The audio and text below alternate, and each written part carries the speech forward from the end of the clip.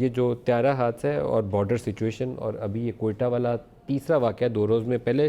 10 شہادتیں ہوئی ہیں اور آج یہ پھر کوئٹہ کا واقعہ، کیا رد عمل ہے آپ کا؟ دیکھیں، ایک تو بہت افسوس کی بات ہے، افسوسناک واقعہ ہے، اور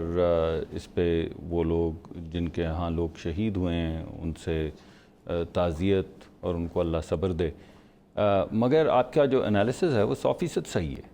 آپ دیکھ لیجئے، جب بھی یہاں پہ امن کی کوئی کاوش کی جاتی ہے اسی دورانیے کے اندر ہر طرف سے بارڈر جو ہے وہ ہیٹ اپ ہو جاتا ہے، اور یہ کوئی نئی چیز نہیں ہے۔ یہ افسوسناک واقعہ ہے مگر اچھنبے والا واقعہ نہیں ہے کہ اگر آپ واقعی آگے بڑھ رہے ہیں اور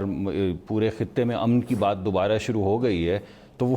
وہ جن کا پیشہ ہی نہیں ہے امن، وہ کیسے امن ہونے دیں گے؟ تو یہ بڑی خطرناک بات ہے، اور میں سمجھتا ہوں کہ پاکستان بڑی مثبت پیش رفت کر رہا ہے اس وقت، اور جو باقی علاقائی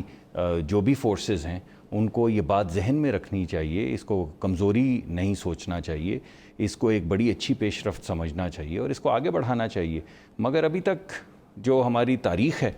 وہ تو اسی بات کی ضمانت دیتی ہے، یہ اسی بات کی ضامن ہے جو آپ نے کہا ہے کہ جب بھی یہ کیا جائے گا اسی طرح دھماکے ہوں گے، اسی طرح ڈی ریل کرنے کی کوشش کی جائے گی۔ تو اللہ خیر کرے جی۔